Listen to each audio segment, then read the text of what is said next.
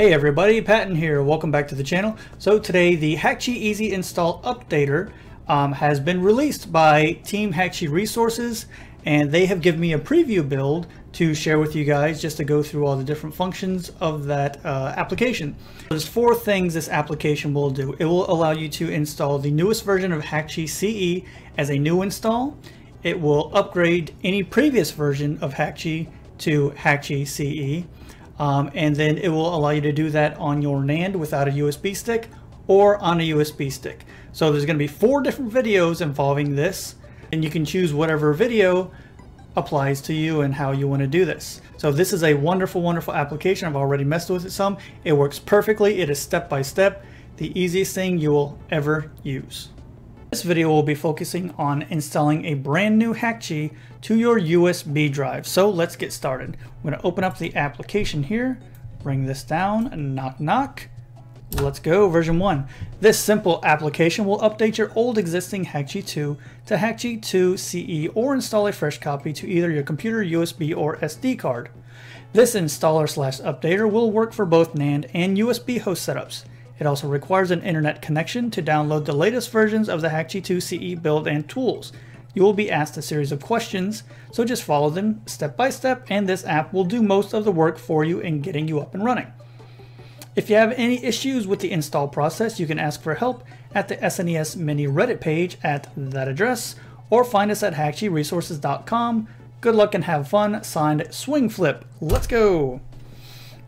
This is just a disclaimer saying that using this application removes any responsibility from the team that created it, and that you're responsible for anything that happens to your SNES Classic if it breaks or somehow. I mean, it's almost impossible to brick this thing, so there's, as long as you back up your dump file, there should be no fear of doing that. So question number 1, do you wish to use Hakchi CE in NAND mode or USB host mode? We're going to be using USB host mode, so we hit U. Are you updating or installing a fresh copy of Hakchi 2 CE? Type U for update or I for install. We are installing a fresh copy. Please enter the directory for USB root where it's located, for example, D. Ours is E, so click OK there. You selected the following details: USB, brand new install. Is this directory okay? Yes, it is. So it's going to start downloading all the files and putting that on our USB stick. I'll be right back. And when it's all done, we are greeted by Yoshi.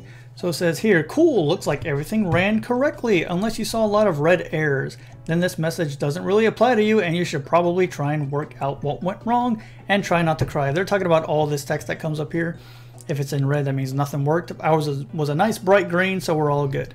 If you're happy it ran okay, you should consider looking at the optional modules available, as they add extra awesome to your build. Do you want to check this out? Yes or no? Yes, we do. Here's a list of the custom content handpicked by myself, which I believe are great mods to include in any build of Hakchi and should be essential to your setup. When you're ready, press any key and I will list out each mod one by one with a description of what it does and how it works. You don't need to install all of them, as they are all optional modules. Please note, I have only included mods which are small in file size, so they won't take up hardly any space on your console's NAND memory. It's very considerate. If the mod is fairly large, I will let you know. So let's go through these optional mods. Hakchi Options menu by CompCon. This is a options pack which comes with a ton of functionality and useful tools for your Hakchi build. Not only does it contain such things as an HMod manager, it comes bundled with the Hibernate mod, which allows you to remotely hibernate your console. Do you want to install Hakchi Options menu? Yes, we do. Great. Canoe Save Compression mod Fast by CompCom. This mod compresses all Canoe save states using 7-zip. On average, this turns Canoe save states from 2 megabytes to less than 300 kilobytes. Do you want to install this? Yes, I do, of course. Super small save states. RetroArch Neo 1.7.1 compiled by the other guys. RetroArch is the core application for your emulation needs. You will need RetroArch if you intend on using any emulator on the system that isn't the default built-in one. This RetroArch is set up specifically to work with the current release of Hakchi CE. Yes, we're going to install RetroArch. Hakchi Video Splash Screen mod by the other guys.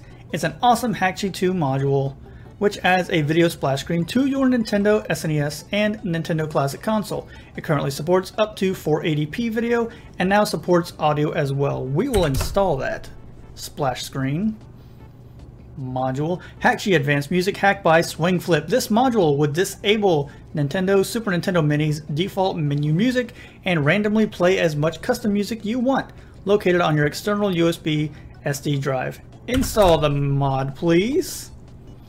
Super Famicom English Translation by Rester72. This is a mod which will translate the Super Famicom menu into English. Obviously, this is only required if you have a Super Famicom and want it translated into English.